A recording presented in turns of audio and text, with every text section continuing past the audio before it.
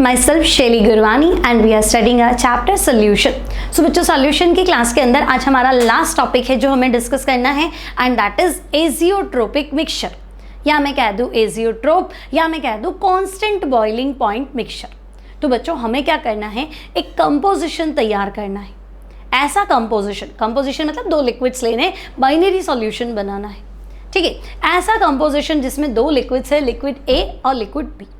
अब कंपोजिशन कैसे बनेगा, हमें कैसे पता चलेगा इसका कितना परसेंट मिलाना है, इसका कितना परसेंट मिलाना है, वो हम देखेंगे आगे डिटेल में, ग्राफ से स्टडी करेंगे. ठीक है, तो हम एक बाइनरी सॉल्यूशन तैयार करेंगे दो लिक्विड्स का, लिक्विड ए लिक्विड बी. ठीक है, और हम उनको स्टडी करेंगे वेपर प्रेशर के रिस्पेक्ट में. अब बच्चों आपने पढ़ा था कि ideal solution, non ideal solution. Ideal solution जो, तो हम कहेंगे जो रॉल्स लॉ को फॉलो करते हैं दैट इज आइडियल सॉल्यूशन. तो उसको तो छोड़ दो, वो तो कभी एजियोट्रोप नहीं बनाएगा. लेकिन जो नॉन आइडियल सॉल्यूशन है बच्चों, वो क्या करते हैं, एजियोट्रोप बनाते हैं. अब एजियोट्रोप होता क्या है, तो देखो दो लिक्विड का बाइनरी सॉल्यूशन, बाइनरी मतलब दो लिक्विड होने चाहिए, है ना, कंपोनेंट्स दो होने चाहिए. ठीक है, so azeotropes are liquid liquid solution या बाइनरी सॉल्यूशन. अब बच्चों दो लिक्विड हैं तो ऑब्वियस सी बात है कि जिस लिक्विड का वेपर प्रेशर ज़्यादा है या जिसका बॉइलिंग पॉइंट कम है वो पहले बॉईल होगा, और जिस लिक्विड का बॉइलिंग पॉइंट ज़्यादा है वो बाद में बॉईल होगा. लेकिन हम क्या करेंगे, एक कंपोजिशन रेडी करेंगे, है ना भाई. 90-10 ले लिया, 90% इसका, 10 इसका, 80% इसका, 20 इसका, 70-30, 60-40, 55-45 डिपेंड्स. ठीक है, तो एक कंपोजिशन तैयार करते हैं और हम क्या देखते हैं कि दोनों लिक्विड एक साथ एक ही टेम्परेचर पे क्या होते हैं, बॉईल होते हैं. तो प्रैक्टिकली पॉसिबल है, इसीलिए हम स्टडी कर रहे हैं. आपको लगेगा ऐसा कैसे हो सकता है, मान लो अल्कोहल ले लिया, इथाइल अल्कोहल ले लिया. तो बच्चों इथाइल अल्कोहल का बॉइलिंग पॉइंट है 78.4 डिग्री सेंटीग्रेड, लगभग 78 डिग्री सेंटीग्रेड पे 78 पे बॉईल हो जाता है. और मान लो पानी ले लिया, तो पानी तो 100 डिग्री सेंटीग्रेड पे बॉईल होता है. अब मैं अगर दोनों को मिला लूँ और मैं बॉईल करना शुरू करूँ, मान लो 50-50 ले लिया. ठीक है, तो मैंने लिया 50-50 है, लेकिन मुझे पता है अल्कोहल का बॉइलिंग पॉइंट 78 बता रहे हो, पानी का तो 100 डिग्री सेंटीग्रेड बता रहे हो. तो जैसे ही तुम इसको स्टार्ट करोगे, हीटअप करना स्टार्ट करोगे, तो क्या होगा, 78 पहुंचते ही 78.4 पे क्या होगा, इथेनॉल बॉईल हो जाएगा, अलग हो जाएगा, है ना. पूरा का पूरा इथेनॉल है, पानी तो भी बॉईल होना शुरू ही नहीं हुआ. और जैसे ही तुम 100 पे पहुंचोगे तो इथेनॉल तो 100% वहाँ पहुंच चुका है, वो तो 78 पे बॉईल होना स्टार्ट हो गया था. और धीरे धीरे वाटर जो है वो बॉईल होकर वहाँ पहुँचना स्टार्ट हुआ. तो मैंने लिया कंपोजिशन 50-50 था, लेकिन मैं क्या देख रही हूँ, बॉईल होने के बाद में दोनों अलग अलग टेम्परेचर पे बॉईल हो रहे हैं, तो एक साथ सेम कंपोजिशन तो नहीं आ सकता. लेकिन हम अगर ऐसा कंपोजिशन तैयार करें कि दोनों, है ना, मान लो मैंने ले लिया इथेनॉल और वाटर. ठीक है, वाटर मैंने ले लिया 4.4% कह रहा हूँ, और इथेनॉल मैंने ले लिया 95.6% कह रहा हूँ. ठीक है, अब हम क्या देखेंगे, इस कंपोजिशन को जब हम एक साथ बॉईल करना शुरू करते हैं, ठीक है, मतलब जब मैं बॉईल करना शुरू करती हूँ, गर्म करना शुरू करती हूँ, तो बच्चों दोनों लिक्विड एक साथ एक ही समय पे क्या होते हैं, बॉईल होते हैं. तो फिलहाल आपको सिर्फ इतना ध्यान रखना है कि दो लिक्विड या दो लिक्विड का कंपोजिशन या binary solution of liquid liquid at certain composition, जो क्या होता है, सेम टेम्परेचर पे बॉईल होना स्टार्ट होता है. To composition of two liquids at certain temperature, composition of two liquids which boils at constant temperature, है ना, जो एक ही टेम्परेचर पे बॉईल होना स्टार्ट होते हैं. अब जो कंपोजिशन मैंने लिया है, मान लो मैंने 50-50 लिया, तो बच्चों एक साथ बॉईल होंगे, तो एक साथ बॉईल होंगे तो वेपर फेज में भी वो 50-50 ही होंगे. So they start together to boil and without change in composition in liquid phase as well as in vapor phase. जो तुम लिक्विड में लोगे तो साथ साथ में बॉईल होंगे, तो वेपर फेज में भी कंपोजिशन क्या रहेगा, सेम रहेगा. ऐसे मिक्सचर को हम क्या कहेंगे, एजियोट्रोप, या बच्चों दूसरा नाम है कांस्टेंट बॉइलिंग पॉइंट मिक्सचर. तो आज हम स्टडी करते हैं what are azeotropes. So first of all what is the definition. तो देखो एजियोट्रोप मिक्सचर या फिर आप कहेंगे constant boiling point mixture, a solution at certain composition, मतलब एक फिक्स्ड कंपोजिशन आपको रखनी है, विच continues to boil at constant temperature without change in composition in solution phase or in vapor phase. मतलब जो solution phase, मतलब लिक्विड में तो आपने जो कंपोजिशन बनाया है एक साथ बॉईल होंगे, तो वेपर फेज में भी कंपोजिशन क्या रहेगा, वही रहेगा. अगर आपने 60-40 लिया है, साथ में बॉयल हुए, तो वेपर बनने के बाद भी 60-40 ही रहेगा, ठीक है। तो ऐसा मिक्सचर जो होगा that will be azeotrope. Now students, azeotropes are combination of two liquids which boils at constant temperature. तो लिक्विड का एक कॉम्बिनेशन बना लो, एक सर्टेन कंपोजिशन बना लो जो सेम टेम्परेचर पे बॉईल होना स्टार्ट होता है, उसे हम कहेंगे एजियोट्रोप। अब खास बातें क्या हुई एजियोट्रोप में, तो मैं कह दूँ भाई एजियोट्रोप मतलब आप ऐसे कह दो कांस्टेंट बॉइलिंग पॉइंट मिक्सचर। मतलब एक मिक्सचर है लेकिन बॉइलिंग पॉइंट क्या है, कांस्टेंट है, क्योंकि दोनों लिक्विड एक साथ एक ही समय पे बॉईल होना स्टार्ट होते हैं। तो मैंने कहा ठीक है, कांस्टेंट बॉइलिंग पॉइंट मिक्सचर। फिर मैं कह दूँ बाइनरी सॉल्यूशन है, मतलब कम से कम मुझे 2 लिक्विड तो मिलाना पड़ेगा, तो बाइनरी सॉल्यूशन है, लिक्विड लिक्विड सॉल्यूशन है। फिर कंपोजिशन फिक्स है, जो कंपोजिशन एजियोट्रोप के लिए है वही है ना, आगे पीछे नहीं कर सकते। अगर मैंने कहा कि भाई 95.5 और 4.5 कंपोजिशन है तो वही रहेगा। अगर आपने चेंज कर दिया कि नहीं मैं 90 ले लेता हूँ और मैं 95 ले लेता हूँ और 5 ले लेता हूँ, तो नहीं सेट होगा, तो नहीं बनेगा एजियोट्रोप। फिक्स्ड कंपोजिशन है, सर्टेन कंपोजिशन है, वो चेंज नहीं हो सकती। अब जो मोल फ्रैक्शन हम लिक्विड स्टेट में ले रहे हैं, तो बच्चों एक साथ बॉईल हो रहे हैं, तो वही मोल फ्रैक्शन क्या होंगे, वेपर फेज में होंगे। मतलब मैंने A 60% लिया है तो वेपर में A 60 आएगा, B मैंने 40 लिया है तो वेपर में भी B 40 आएगा। मतलब लिक्विड स्टेट में मोल फ्रैक्शन और वेपर फेज में मोल फ्रैक्शन क्या रहते हैं, सेम रहते हैं। अगर ऐसा है तो वो एजियोट्रोप है। सो कैरेक्टर्स क्या है बच्चों एजियोट्रोप के, तो हम कहेंगे azeotropes are, first one constant boiling point mixture, second liquid liquid binary solution, third one certain composition यानी कि fixed composition, now boils at same temperature, दोनों लिक्विड एक साथ एक ही टेम्परेचर पे बॉईल होंगे। Now they can not be separated by fractional distillation, क्योंकि बच्चों अगर मैं तुम्हें कहूँ कि भाई अल्कोहल वाटर मिला लो, इथेनॉल वाटर मिला लो, तो इथेनॉल का बॉइलिंग पॉइंट 78 था, पानी का बॉइलिंग पॉइंट 100 डिग्री सेंटीग्रेड था। अब अगर तुम नॉर्मली कोई भी कंपोजिशन बना के अगर तुम बॉईल करोगे तो 78 तो पहले आ जाएगा, इथेनॉल इकट्ठा हो जाएगा, पानी तो शुरू ही नहीं हुआ बॉईल होना, है ना। और 78 पे क्या होगा, पूरा इकट्ठा होके अलग हो गया। अब 79, 80 कोई फर्क नहीं पड़ा, 90 पे भी कोई फर्क नहीं पड़ा, 100 डिग्री सेंटीग्रेड पहुंचेगा तब पानी बॉईल होना स्टार्ट होगा, जितना तो इथेनॉल आपने अलग ही कर दिया। तो generally if two liquids have a difference in boiling point then they can be separated by fractional distillation। लेकिन एजियोट्रोप पे क्या होता है, यहाँ पे तो दोनों एक साथ एक ही टेम्परेचर पे बॉईल होते, तो फिर बॉईल एक साथ हुए तो आए भी एक साथ, तो आप अलग नहीं कर सकते। तो आपको ध्यान रखना है, अच्छा क्वेश्चन बनेगा, azeotropes can not be separated by fractional distillation. क्यों, तो तुम कहोगे because they are constant boiling point mixture, both liquids start together to boil at same temperature, एक ही टेम्परेचर पे बॉईल होना स्टार्ट हो जाते हैं, so they are constant boiling point mixtures. Clear. अब मोल फ्रैक्शन की बात कर लेते हैं। तो बच्चों एजियोट्रोप के लिए mole fraction of A in liquid phase, मतलब मान लो मैंने X से लिया था, ठीक है, और यहाँ मैंने X भी लिया था। अब बच्चों वेपर बनेंगे तो अगर 60-40 था तो वेपर में भी 60-40 या 0.6 0.4 था, फ्रैक्शन है तो वो भी वही रहेगा, यानी X A equals to X dash और X B जो अपने लिक्विड फेज में लिया है वो की वो चीज़ क्या रहेगी, वेपर फेज में रहेगी। तो mole fraction of A in liquid phase will be equal to mole fraction of A in vapor phase. Similarly, mole fraction of B in liquid phase will be equal to mole fraction of B in vapor phase. तो जो mole fraction liquid phase में होते हैं same mole fraction क्या होते हैं, vapour phase में होते हैं। तो ये एजियोट्रोपिक सॉल्यूशन का कंडीशन है। अब बच्चों बात करते हैं एजियोट्रोप कौन होगा। तो मैंने आपको कहा था आइडियल कभी भी एजियोट्रोप नहीं बनाएगा, एजियोट्रोप बनाएगा नॉन आइडियल सॉल्यूशन।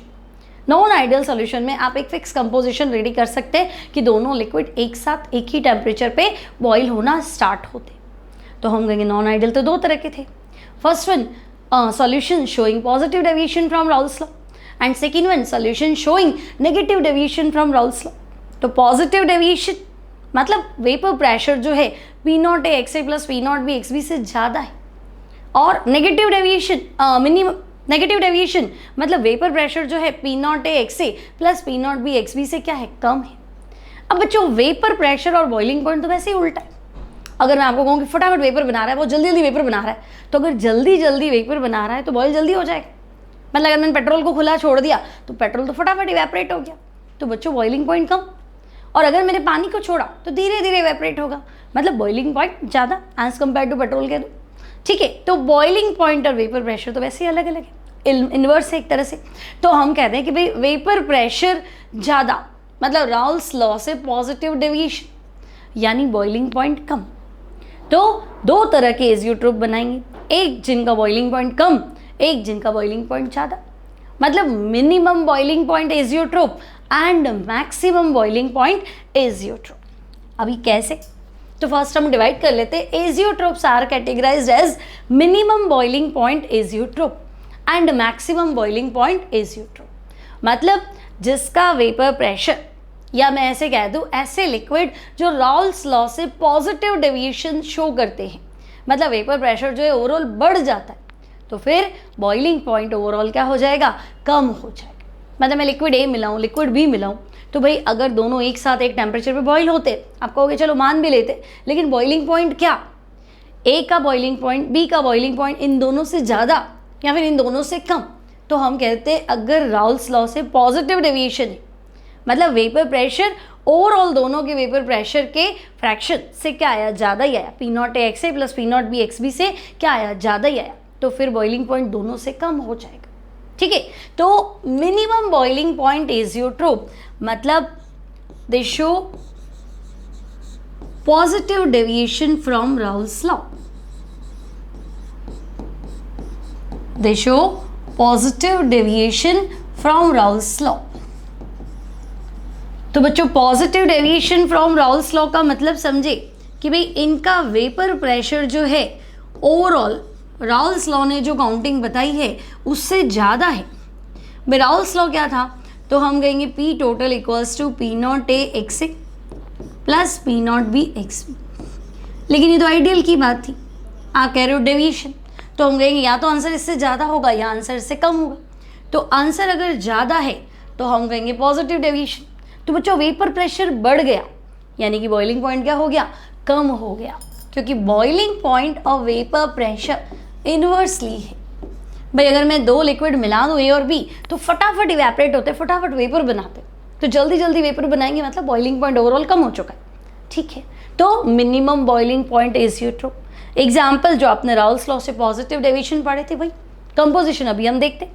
अब मैक्सिमम बॉइलिंग पॉइंट एजियोट्रोप, तो बच्चों मैक्सिमम बॉइलिंग पॉइंट मतलब बॉइलिंग पॉइंट बढ़ गया, मतलब बॉइल ही नहीं हो रहा, तो बॉइल ही नहीं हो रहा मतलब वेपर बना ही नहीं रहा, बहुत लेट बना रहा है, तो वेपर प्रेशर कम हो गया, वेपर बन ही नहीं रही। तो अगर वेपर प्रेशर कम हो गया इसका मतलब, तो आप बताएंगे दे show negative deviation, they show negative deviation from Raoult's law. ठीक है, तो भाई ये राउल्स लॉ से नेगेटिव डेविएशन शो करते हैं और वो राउल्स लॉ से पॉजिटिव डेविएशन शो करते हैं, यानी इनके लिए प्रेशर कम हो जाएगा। तो P total lesser than P naught A X A plus P naught B X B. अब कैसे, विद एग्जाम्पल समझ लेते, फिर डिस्कस भी कर लेंगे, ग्राफ से भी स्टडी कर लेंगे। ठीक है, तो बच्चों मान लो हम ले लेते हैं example of minimum boiling point azeotrope. For example हमने एक मिक्सचर लिया है, हमने पहले ले लिया देखो वाटर, तो वाटर का बॉइलिंग पॉइंट कितना है 373 केल्विन।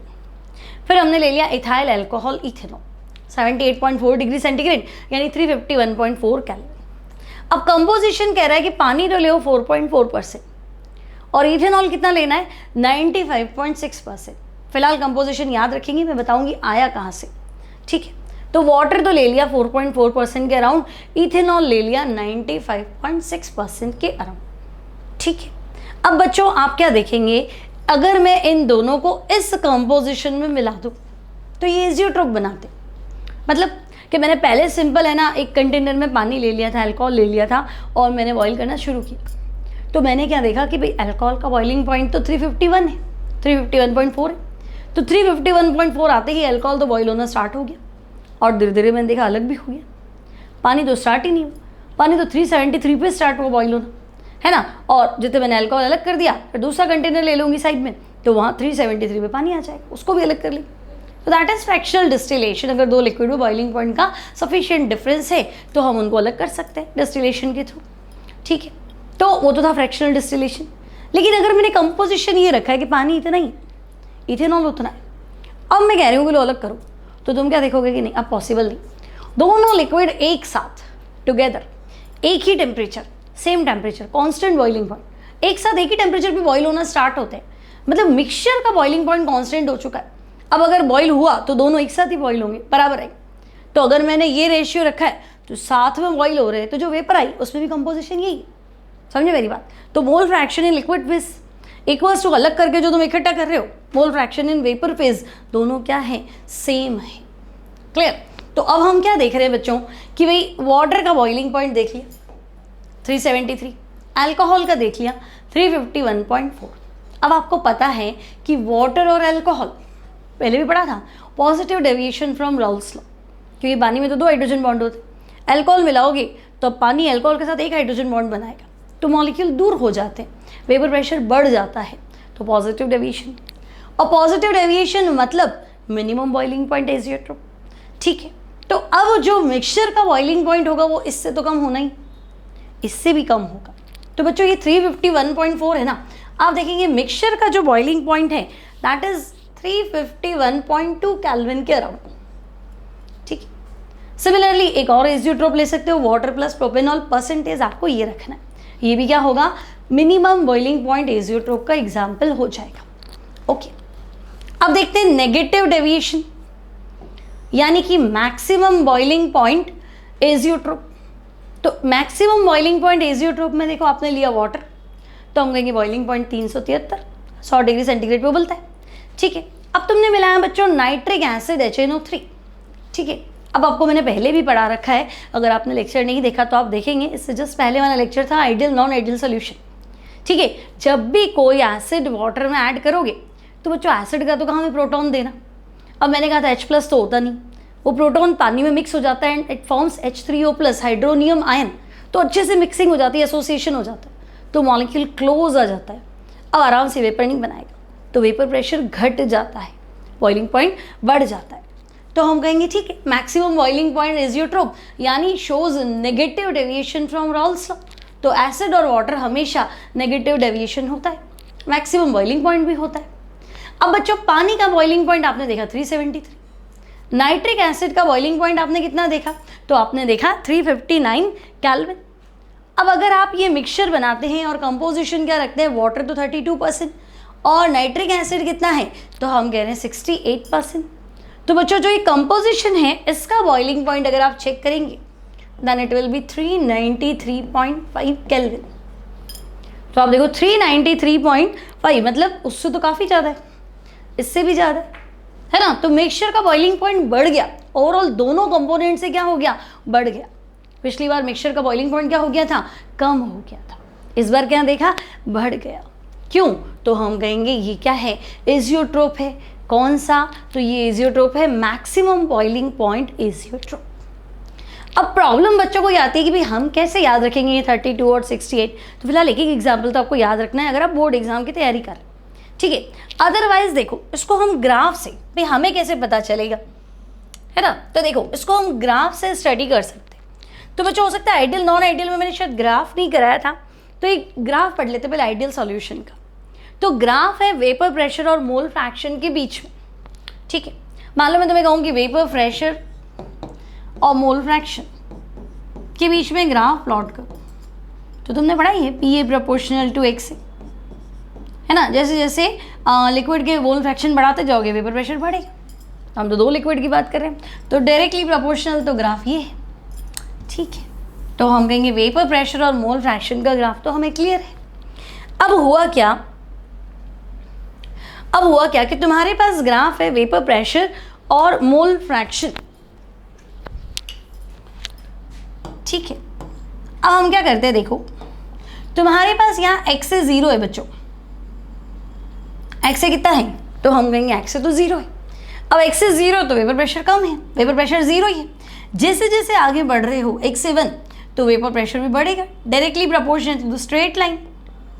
और स्ट्रेट लाइन मतलब इसकी हाईएस्ट वैल्यू पे पहुंचा देते हैं हम ये, ठीक है। और ये जो लाइन है ये इंडिकेट कर रही है P A equals to P not A X A, ठीक है। सिमिलरली वापस देखो, यहाँ एक्स भी 0 है तो हम कहेंगे हाँ एक्स भी 0 है। अब बच्चों अगर एक्स भी 0 है तो पी भी 0 होगा। जैसे जैसे बैक साइड में आ रहे हो वैसे वैसे मोल फ्रैक्शन बढ़ रहे तो वेपर प्रेशर भी बढ़ेगा। तो यहाँ एक्स भी 0 है, जब यहाँ पहुँचोगे तो अपनी हाईएस्ट वैल्यू पे पहुँच जाएगा। तो ये हाईएस्ट वैल्यू पे पहुँचा दिया मैंने यहाँ, ठीक है। तो ये हाईएस्ट वैल्यू थी पी ए और ये हाईएस्ट वैल्यू क्या हो गई पी बी, ठीक है। और ये लाइन जो है आपकी इंडिकेट कर रही है P B equals to P not B X B. और अगर हम इन दोनों को ही मिला लें so this is P total equals to P A plus P B या P not A X A plus P not B X B. तो बच्चों ये तो है राउल्स लॉ, सॉरी हाँ राउल्स लॉ को फॉलो करना मतलब आइडियल सॉल्यूशन।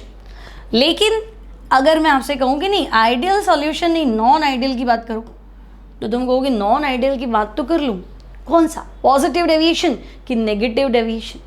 तो हमने पहले क्या डिस्कस किया था, इथेनॉल वाटर।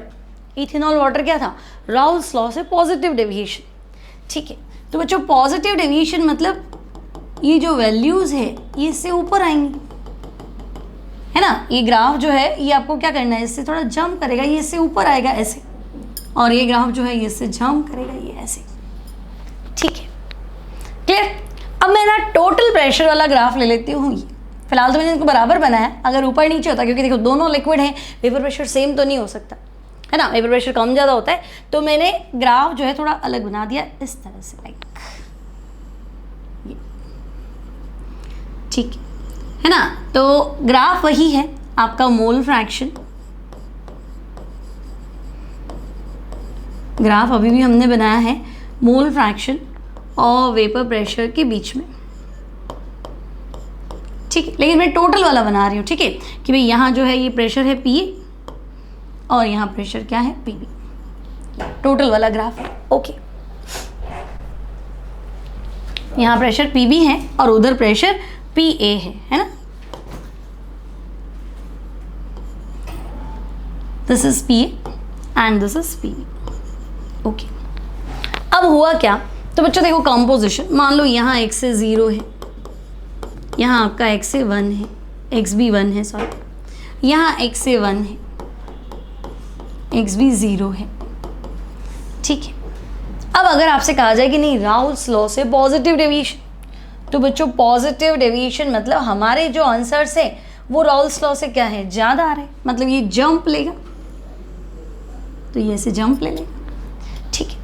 अब बच्चों राउल्स लॉ से पॉजिटिव डेविएशन, तो इस ग्राफ का जो ये पीक पॉइंट है, ये टॉप पॉइंट है, ये कंपोजिशन जो है ये कंपोजिशन किसको शो करेगा, तो हम कहेंगे भाई ये जो कंपोजिशन है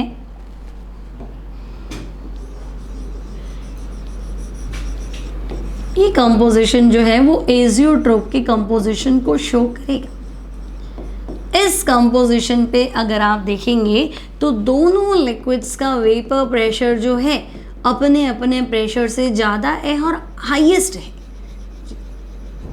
क्लियर। तो अगर आपको ग्राफ बना के दे दे और आपसे कहे कि लो एजियोट्रोपिक कंपोजिशन क्या है, तो आप क्या करेंगे और डेविएशन देखेंगे कौन सा है, पॉजिटिव डेविएशन है, तो ठीक है पॉजिटिव डेविएशन है। अब पॉजिटिव डेविएशन में कंपोजिशन का टॉप पॉइंट जो है उसको मोल फ्रैक्शन से कनेक्ट कर दो, तो भाई देखो ये x से 0 से बढ़ता बढ़ता मान लो यहाँ 0.4 ही हुआ, है ना, और x भी 0 से बढ़ता बढ़ता यहाँ काफ़ी हो गया 0.6 हो गया, तो भाई ये 40%, ये 60%, इस तरीके से, ठीक है।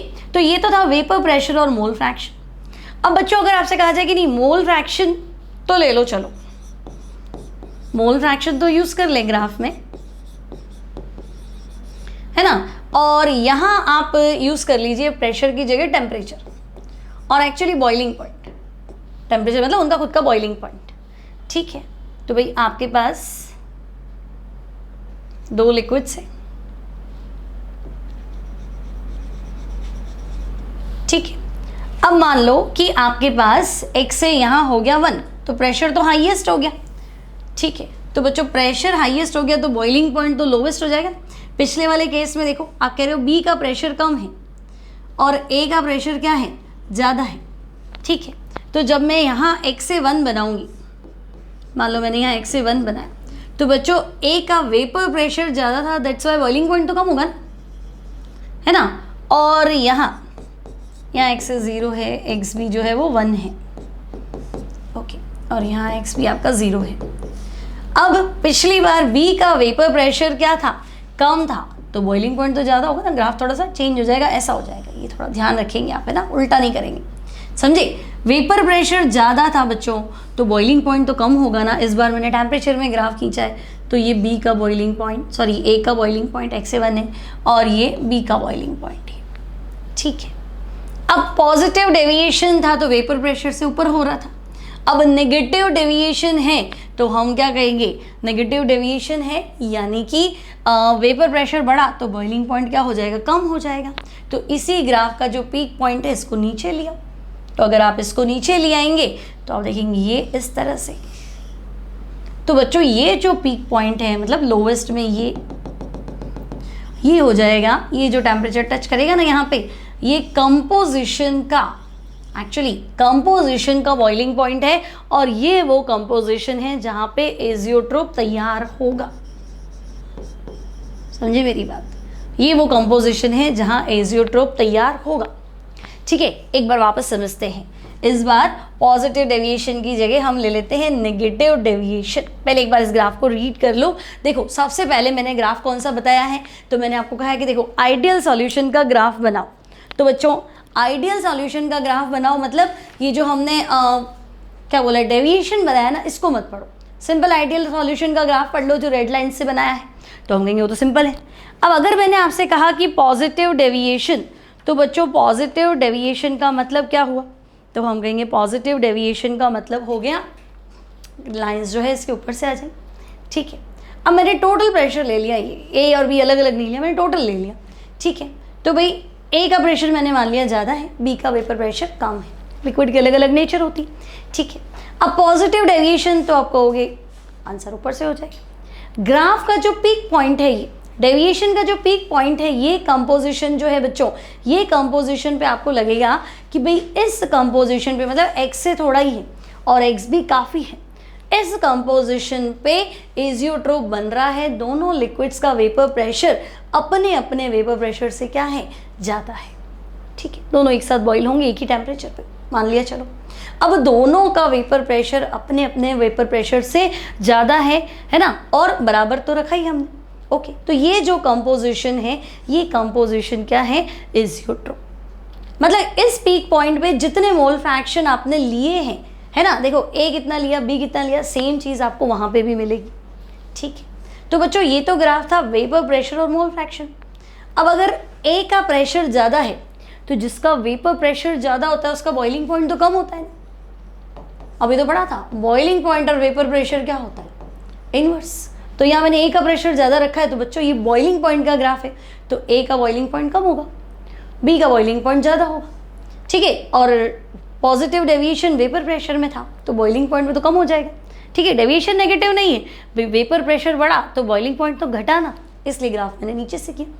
अब ग्राफ में जो लोवेस्ट पीक पॉइंट है वही कंपोजिशन किसका हो जाएगा, एजियोट्रोप का, और इस पीक पॉइंट पे आपको जो बॉइलिंग पॉइंट मिलेगा that will B boiling point of mixture, simple. ठीक है, सिमिलरली ये तो हुआ बच्चों पॉजिटिव डेविएशन का।